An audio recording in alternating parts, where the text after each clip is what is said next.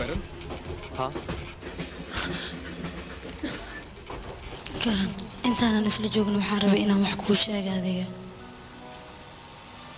waan ku jeclahay qoshi si dhab ah ayaan ku jeclahay كرم انت انا نسل جوجنا waxaas awood aan u yeelan waayo inaan ku sheego waan rabay laakiin maxay tartaa awoodii ay dhuntay qoshi intaan isla joognay dadka wax badan waan u qabanay laakiin si waxaan iloobi labadeena danteena inaan soo sheego jecelkeena inaan soo sheegana ayay ahayd كرم maalinta ugu dambeysay gacanta ay qabtay ama sanad ileys run ahaantii wax ayaan dareemay laakiin ma ogi waxaas waxa ay yihiin كرم oo ku jeclahay la anta ma noolaan qoshi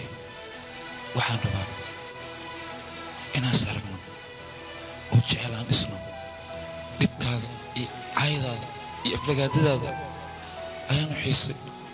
inaan kula kulmayaan rabaa